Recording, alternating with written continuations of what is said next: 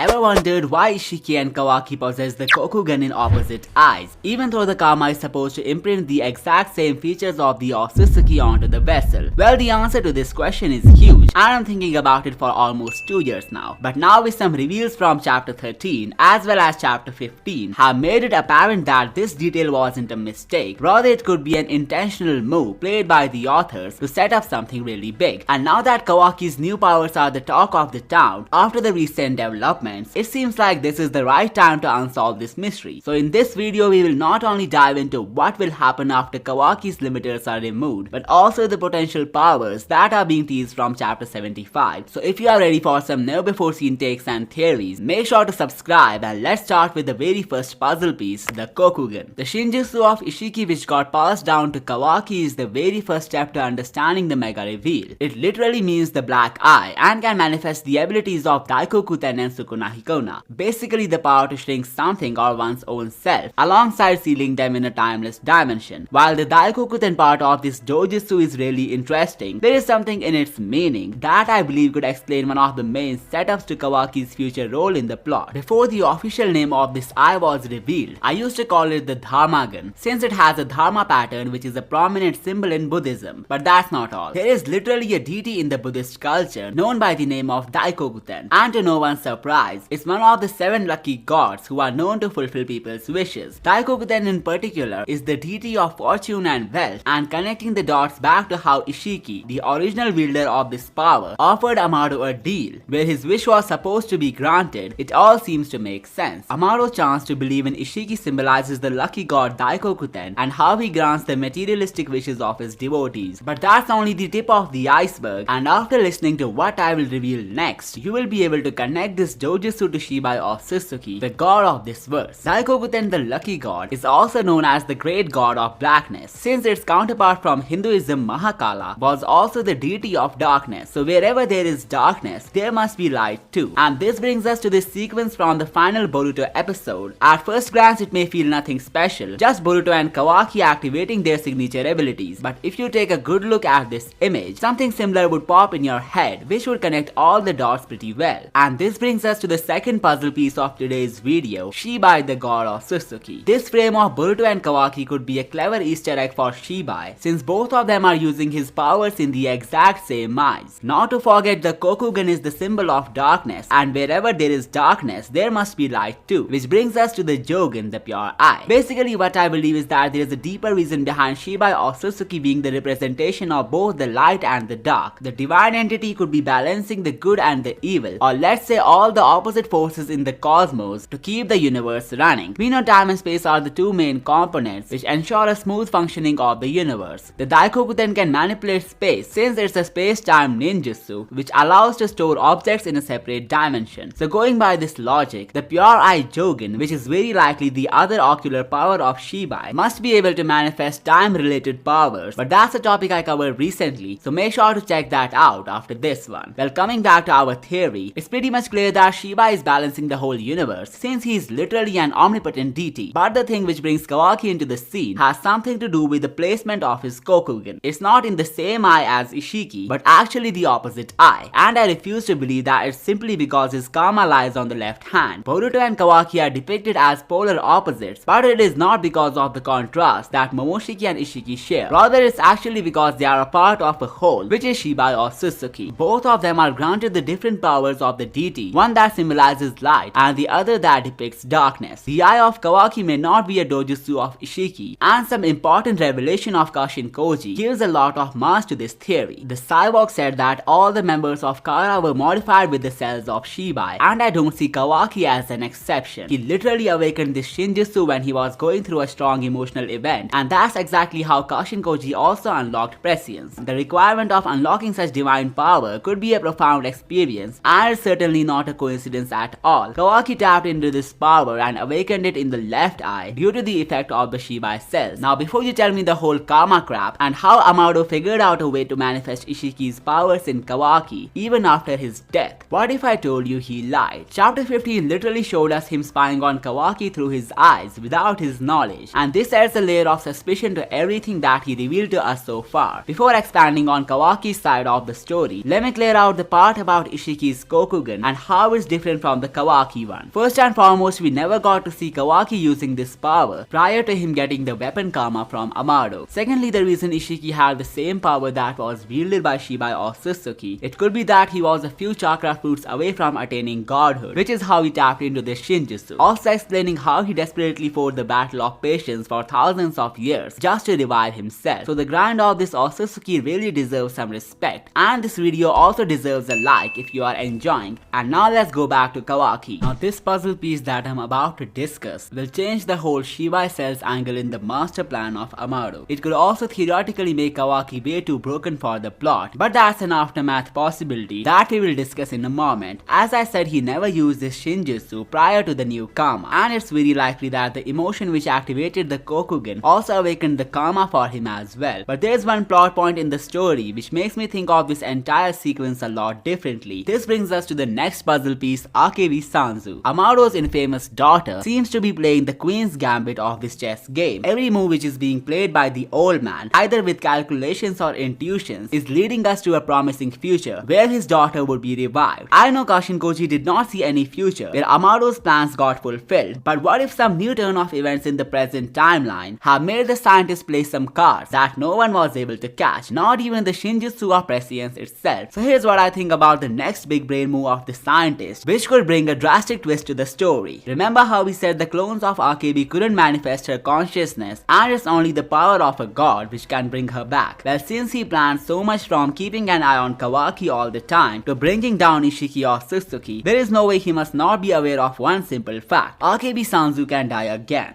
It's in her genes to succumb to destiny and die, no matter how many times she's resurrected. Don't you think he must have prepared some sort of plan to prevent Akebi from dying again? There must be something he is cooking, cause I don't believe he would just let fate take over again. And there is no way Kawaki would be so favorable to him that he would revive his daughter every time she dies, especially after getting to know the schemes that he played to get him this far. There is a very small chance for Amado to convince Kawaki in using his karma on some clone of Akebi without manipulation. And this got me thinking something that was kinda teased in chapter 75. What if Amado has infused the DNA of Shibai in this new karma, which not only allowed Kawaki to tap into this dojutsu in the exact same eye, but could also lay down the foundation of the biggest plot armor to Akebi, immortality? That's right. I believe Amado has modified the karma with all the godly powers, which includes becoming immortal as well. This may be why he was forced to limit the powers of Kawaki, since his karma could unlock the powers of Shibai or Otsutsuki. And looking at how it already manifested the dojutsu in the exact same eye, this theory makes a good amount of sense. He wants to make Akebi immortal, or let's say an omnipotent goddess. Either Daemon and Code could be the test subjects whom he used to study the Shinjutsu awakening powered by the cells of Shibai. The real game was stored in this karma seal, which could have been implanted with the same divine DNA. Now if this theory turns out to be correct, then there is a good amount of chance for Kawaki's limiters to gatekeep the powers of Shibai or Otsutsuki, or let's say some of his Shinjutsu, which could make Kawaki live up to the title of the Otsutsuki Destroyer. Think of it this way: right now the offensive powers of his karma have been hindered, and it's the same karma which has the cells of Shibai inside. So if the Kokugan is the manifestation of the same cells, then it's likely for Kawaki to unlock more such powers after the limiters are lifted. Another hint which says we may actually be on the right track has something to do with Boruto and how he's using the Jogan to fight Kawaki in the future. I'm waiting for the anime to adapt chapter 75 so that I won't have to say apparently on this take, but the Jogan appears to be the eye of Shibai or Otsutsuki, and since Boruto had to literally come up with the God Eye card to fight Kawaki, this simply means the stakes are way too high. Kawaki's power is beyond anything at this stage, which may be an outcome of Shibai's cells that were present in his karma seal. The removal of limiters granted him a power to turn the whole village into ruins, and that's why I believe both of them will be using the powers of a god to fight each other in the future. With all that being said, we are down to our final puzzle piece, the brand new Shinjutsu of Kawaki. I was already doubtful about Limitless Kawaki gaining some new or enhanced power of Ishhiki, since we never saw this Otsutsuki in his peak form, which also means that we have no idea about his true powers. So Kawaki's new Shinjutsu should make logical sense in accordance to the character of Ishhiki and the type of powers he could unlock. But if the Shinjutsu has nothing to do with Ishhiki except for battle experience, then there is a lot in the bag for Kawaki's next big power up. So before predicting depleting the divine power of Shibai Otsutsuki that Kawaki may have inherited from Amado's experiments. Let's first talk about what if that's not the case at all. There may be some more powers of the Kokugan itself that Kawaki will now unlock after his limiters get lifted. The reason Ishhiki never manifested them could be because the temporary takeover of Jigen's body limited his capabilities to a huge degree. But one thing is clear, that he did possess his full powers when he was betrayed by Kaguya. And looking at how he was able to shrink himself to form a parasitic relationship with Jigen, what if Kawaki is able to do the same thing after his limiters are lifted? If I remember correctly, we haven't seen him shrinking his body using Sukuna Hikona before. So after obtaining his full powers, he could shrink himself to enter the brain of his opponents through the air, just to weaken them or take the master control of their body. Let me know some other tricks that you think Kawaki could play with the Kokugan after his limiters get lifted. Now as for the divine abilities of Shibai that the Kokugan may manifest in the future, the author has apparently taken inspiration from Siddhis, a concept in Tantric Buddhism which refers to yogic superpowers. The first Siddhi, Anima, helps one to get smaller and smaller, which is a direct reference to the shrinking power of Sukuna Hikona. Mahima Siddhi helps in expanding one's self as much as he desires. This might be a reference to the enormous black cubes manifested by this dojutsu. Lagima is another Siddhi which allows one to fly, referring to the flight capability of Kawaki. Garima causes one to become infinitely large, which might also be a reference to the black cubes. Till here everything aligns perfectly with the capabilities of the Kokugan, and now the next three Siddhis could give us a hint for a broken divine power. Pravya and Prakamya refers to manifestation, which may be a reference to an omnipotence type attribute of the Kokugan, capable of manifesting one's desires. It could also be the same ability that Jigen had promised to use in fulfilling Amado's wish. To prove this further, the magic hammer is an object wielded by the deity Daikokuten, which is used to manifest anything that the user desires. So Kawaki gaining such power to become the manipulator of reality is not out of question. Finally, we have Vastiva Siddhi, the power to control living beings and objects, both organic and inorganic, and implying this in Kawaki's case, he might be able to manipulate the chakra of any living being except Otsutsukis and Shinjus, just to control them without their knowledge. These godly abilities would make Kawaki the most broken warrior of them all, and if you are looking for more such theories, check out the video on the right. I will see you next time.